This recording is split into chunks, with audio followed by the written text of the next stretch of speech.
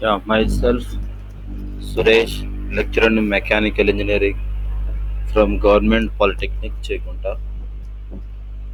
So I'm going to deal with a subject called Advanced Workshop Technology for Mechanical First Year Second Semester. So today's major topic is from mechanical properties of metals. Okay, I'm going to deal a few topics today. So from mechanical properties of metals and the introduction. Okay, and mechanical properties. Okay, actually, what are mechanical properties and what are the different types of mechanical properties of metals? Okay, so now we are going to discuss about the some of the mechanical properties of metals. Okay, right. So by completing of this class, you will have to know about concept of mechanical properties of metals, so definition of various mechanical properties of metals. Okay, right. Introduction. So property may be defined as the quality and specific characteristics of a metal. Okay. Next, under the action of external forces, okay, or loads, the behavior of metal referred as mechanical properties. Okay.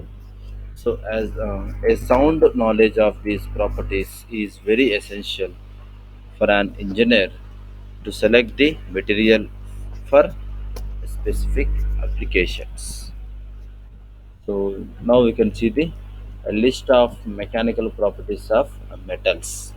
So, the most important mechanical properties of metal are strength, tensile strength, compressive strength, shear strength, stiffness, elasticity, plasticity, durability, malleability, toughness, okay, brittleness, hardness, resilience, fatigue, creep. Okay, next. So one by one we discuss about all the mechanical properties now. Okay, so first one is strength. You can see the definition of strength here. The ability of a material to resist loads without failure.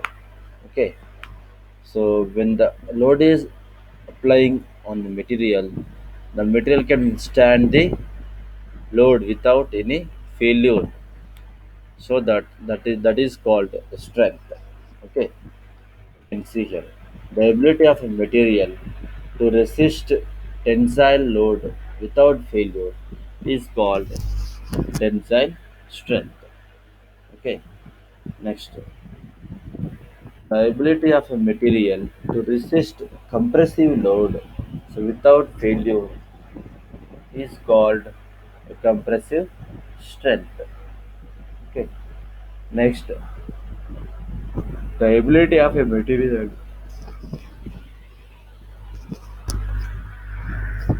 to resist shear load without failure is called shear strength.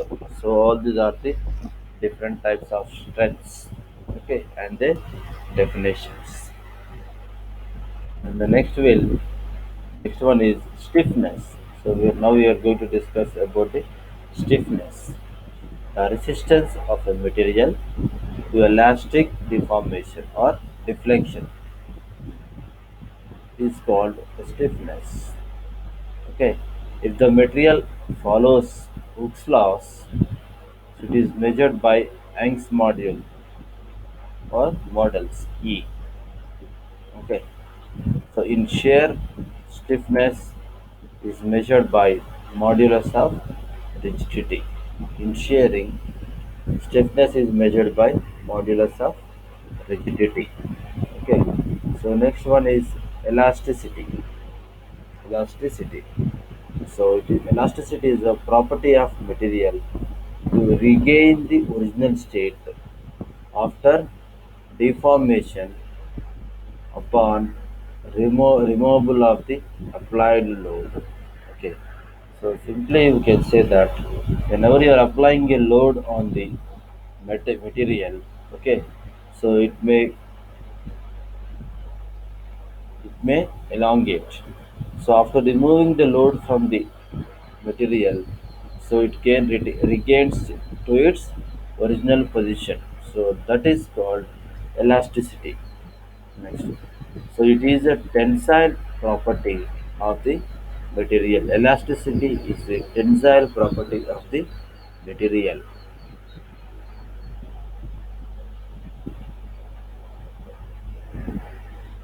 Next is plasticity.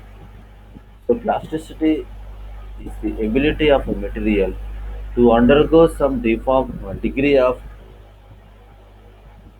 permanent deformation without fracture or rupture. Okay, so that is called plasticity. So forming, important in forming, shaping, extruding, and other cold and hot working processes. So next is ductility. Ductility is the ability of material to be deformed plastically without rupture under tensile load. Okay, this is called ductility. So which enables the material to draw out into the thin wires. Okay, for examples, so mild steel, gold, silver, copper, platinum, etc. Okay. Next is malleability. So it is the ability of material to flatten and into thin sheets. Okay. Next. So it is the ability of material to be deformed plastically without rupture under compressive load is called a malleability. For examples, aluminum, copper, tin, lead, and silver. Okay.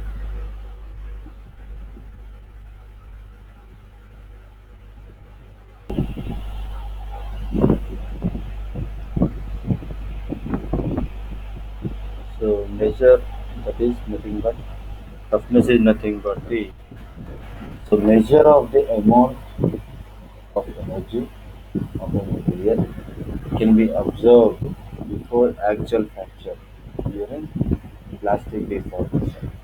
So that is the toughness.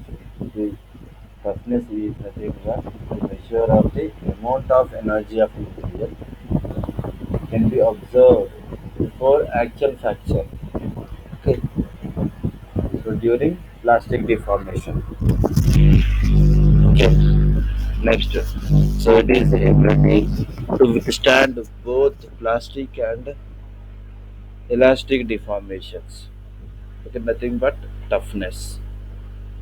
It's a desirable quality for structural and machine parts to withstand shock and vibrations.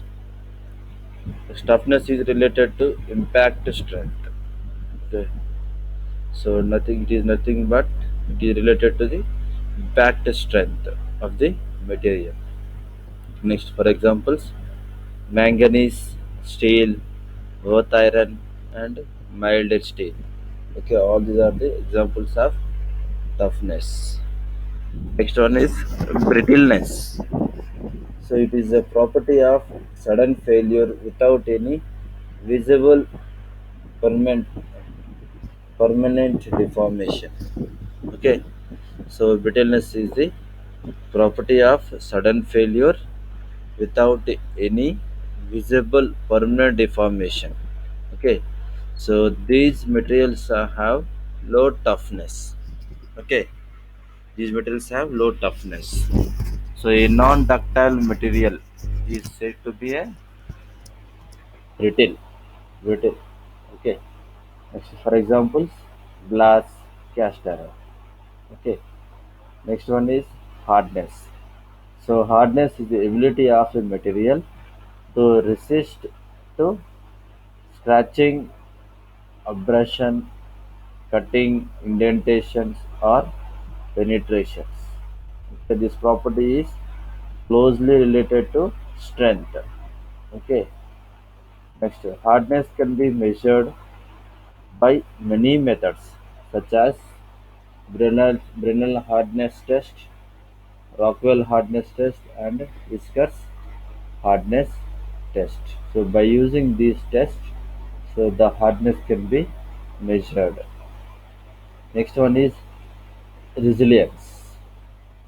So it is the capacity of a material to absorb energy elastically is called resilience.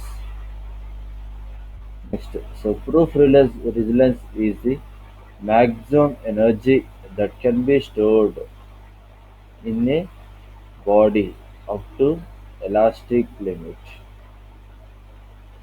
Next, so this quantity gives the capacity of a material to bear shocks and vibrations.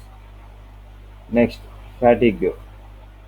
So this fatigue determines the behavior of a material when subjected to thousands of cyclic loads.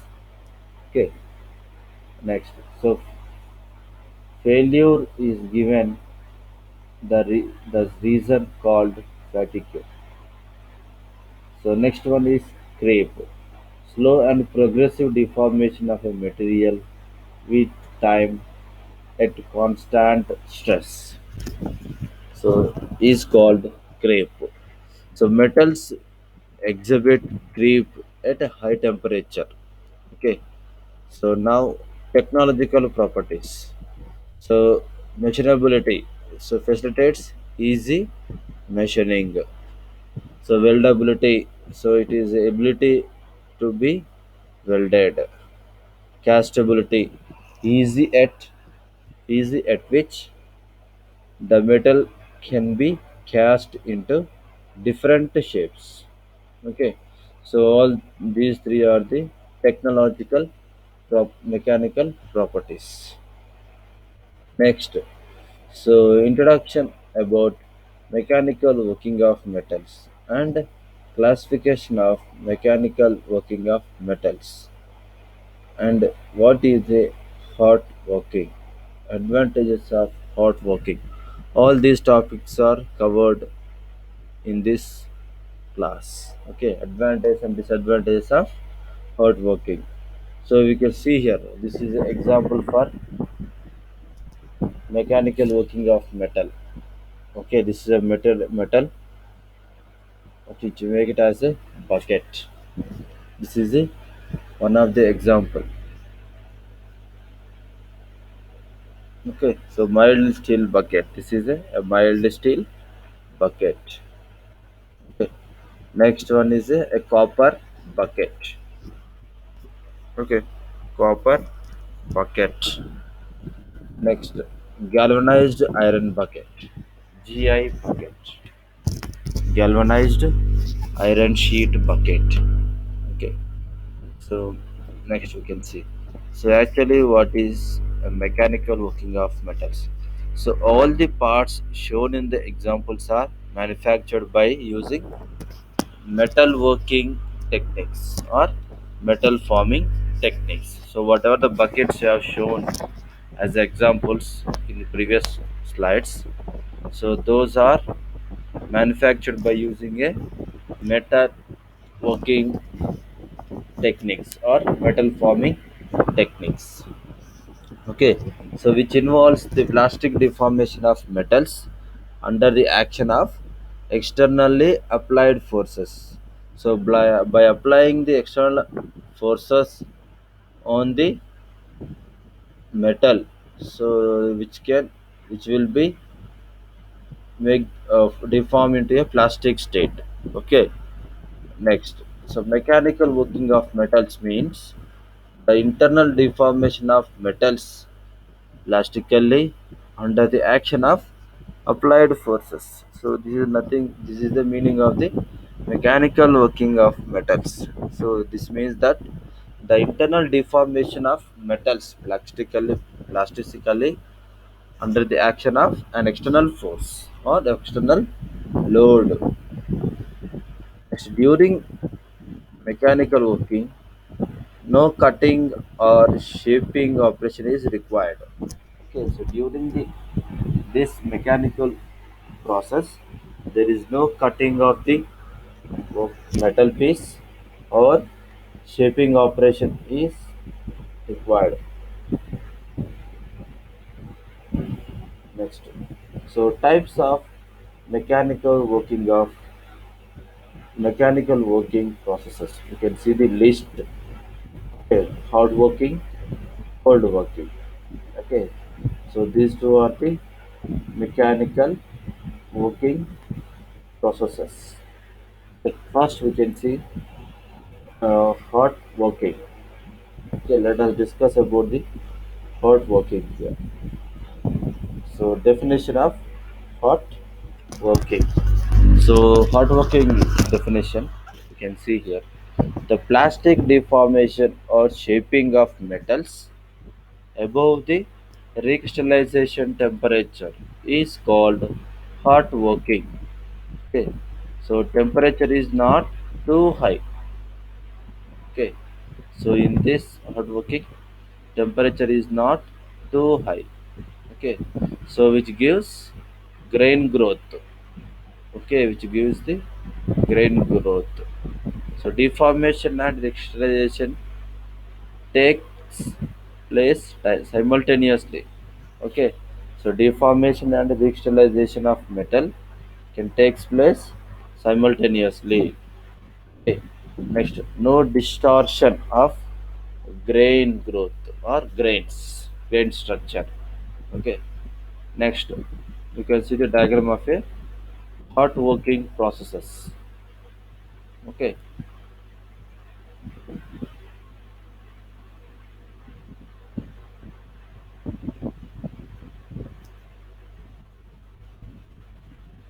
right.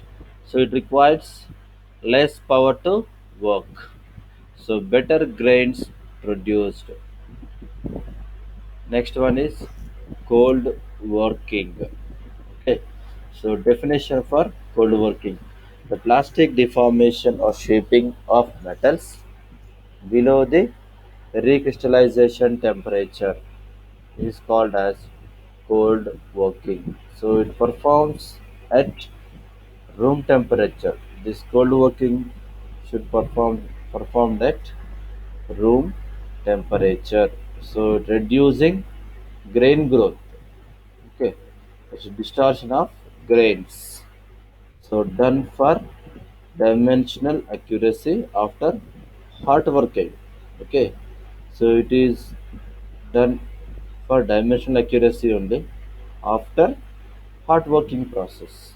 Okay, next we can see the diagram of a cold working. Somewhat it looks like a hot working. Okay, so it's elongated grains are produced.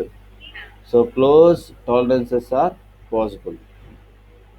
Okay, next, so better surface finish by the a cold working process. Okay. Next, we can see the differentiate between the cold and hot working processes. You can see as a tabular form. So cold working. Under cold working, first is below crystallization temperature. While coming to hot working, above the crystallization temperature.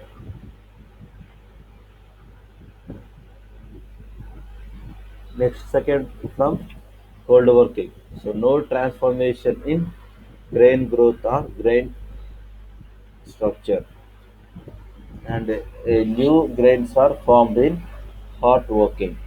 Okay. Next, third point from cold working. So considerable deformation.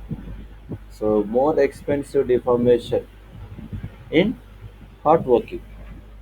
So these are the differences between the hot and cold working. Next is the advantages of hot working. So we can see the advantages of hot working. So extensive deformation, increased plasticity, annealing is not required, no strain hardening. So power required. Okay. Next, mechanical properties are improved, grain refinement, porosity eliminated, so impurities uniformly distributed. So all these are the advantages of hot working. Next, we will go for disadvantages of hot working. So tooling cost is high. Okay, so tooling cost is high and poor surface finish in hot working and scale formation on the surface.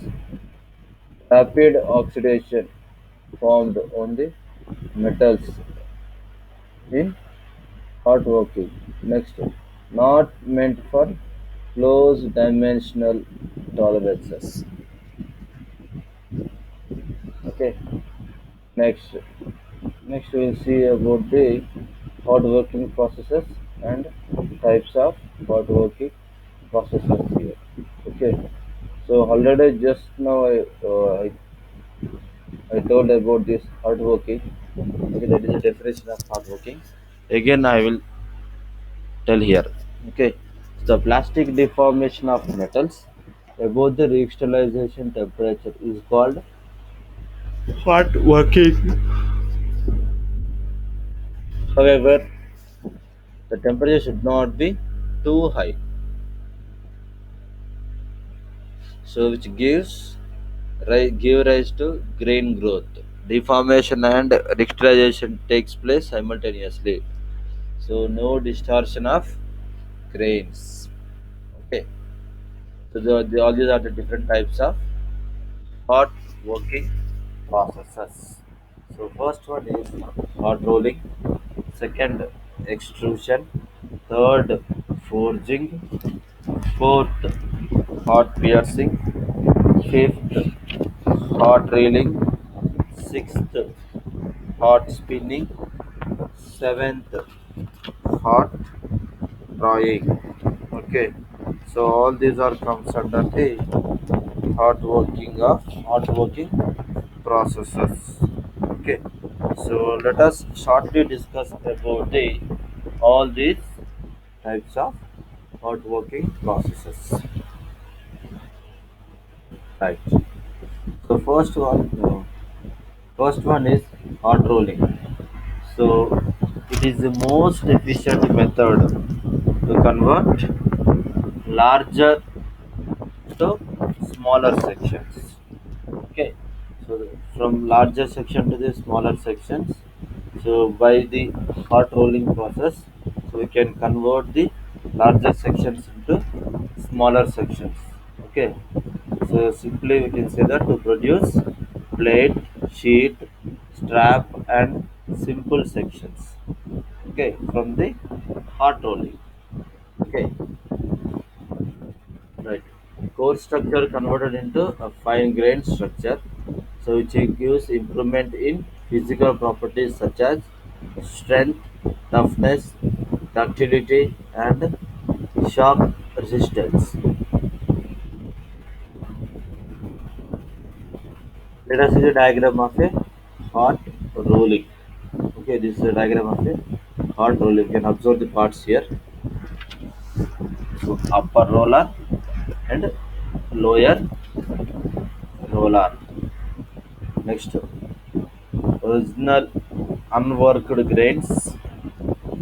Next, no slip point or point of maximum press. Okay, so under the upper roller and above the lower roller. Next is pressure distribution curve.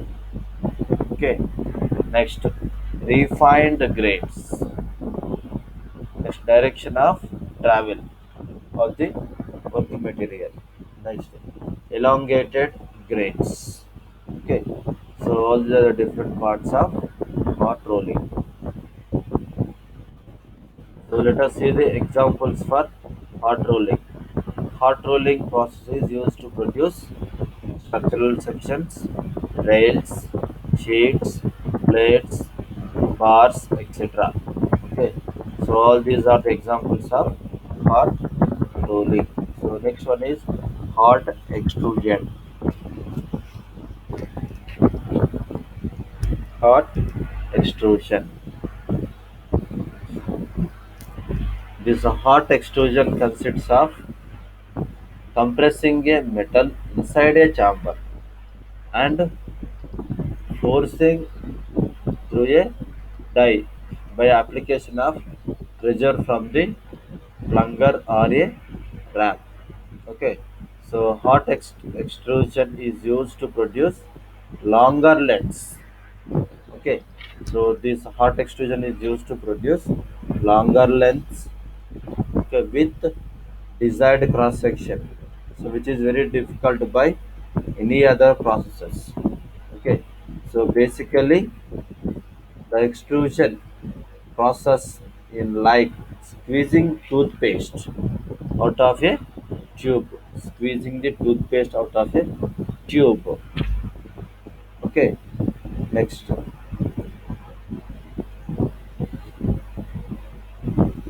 So it has the advantage of high reduction, okay, with excellent accuracy and surface finish. Okay, though the process is the best suited for non-ferrous alloys, steel can also be extruded. So solid and hollow sections can be produced. Okay, and this process can be applied to a wide range of materials. Okay, next we can see the diagram of a hot extrusion.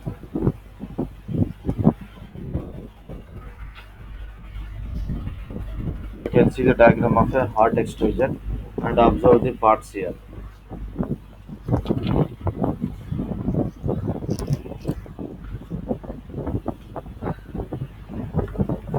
Okay, is it clear?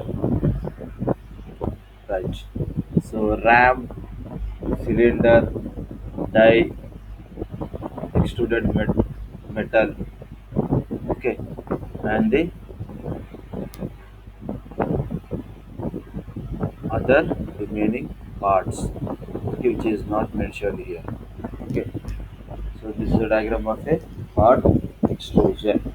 Okay, so you can see the examples of hot extrusion. This process is used to produce tubes, rods, structural shapes like fan blades, wheels, etc. Okay, next, covered cables, lead cover cables, etc. So all these are examples of hot extrusion process. Okay, and we have different methods of extrusion. Okay, so the various methods of extrusion are direct or forward extrusion, second indirect or backward extrusion, next third tube extrusion, the fourth is impact extrusion. Okay, next, the extrusion process has a large number of distinct advantages. So some of the advantages of this extrusion process is a large reduction, that is 60 is to 1 can be achieved. Okay. Next, a very complex shapes can be produced with the help of this hot extrusion. Okay. Next, we can see here. I will. There will be a brief description here. The hot extrusion consists of placing a heated billet in a container and forcing it through a die by application of pressure from the ram. Okay, so from the ram as shown in the figure, Right, you can see here in this figure. So this will be the cylinder. So within the cylinder, there are some billets here. Okay. So with the help of a ram, okay, just apply the high pressure or higher pressure, so that you can move the billet through a die. Okay, so that the metal will extrude it. Okay, right. A small portion of the billet called discard is always remained in the container and is removed together with die. Okay, so the principle of extension process is illustrated in this figure. Okay, so a dummy block or pressure pad is kept between the billet and the ram. So there will be a pad between the billet and the ram to protect the ram face. Okay, so this is the hot extrusion process. Okay, right. I will stop here.